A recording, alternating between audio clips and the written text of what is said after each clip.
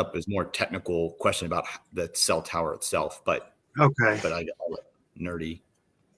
And I guess for me, Peter, the thing that I would be looking, if I was law enforcement, I had access to this data, I'd be looking for anomalies, right?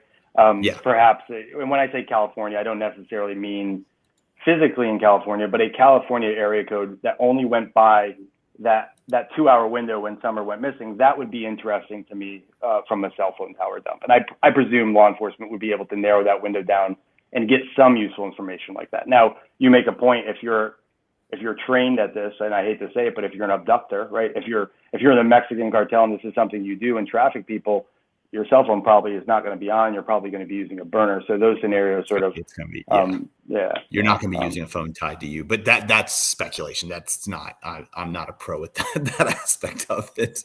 Absolutely. Location out there, he's right. Sprint, I believe, which is the CDMA band, was okay, but GSM, which is AT&T, was garbage. It could be the opposite. There's also, Peter, I didn't even mention this, but the first time I went out there was October 28th. There's actually a location beyond. So my drone uses the 2.4 and 5 gigahertz network to fly.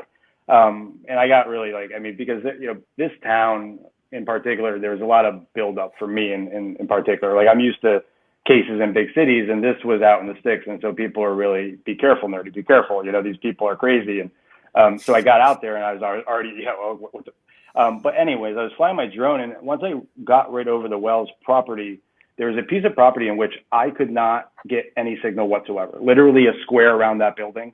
I could not, every time I flew the drone over it, I'd lose signal.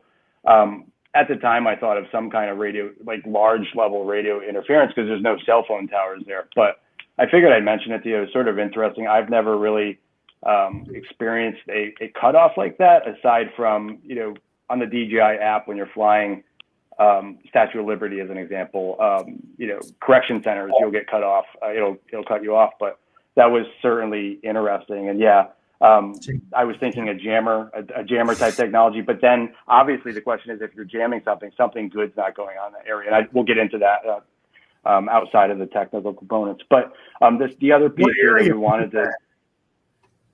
Nerdy, I'm sorry.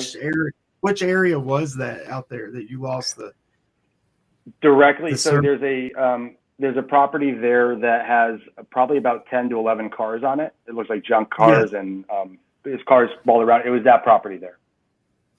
Okay, that's interesting.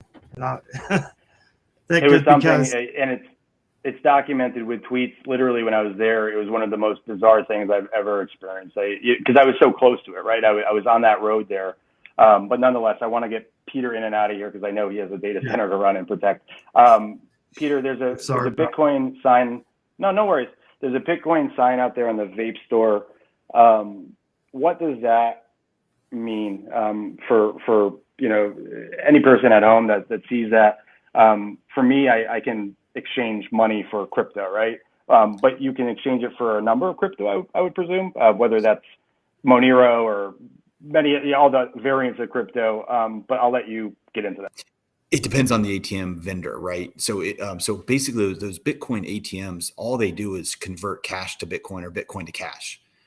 So no different than any other like ATM that you would think about, except for it's using Bitcoin to do that. The difference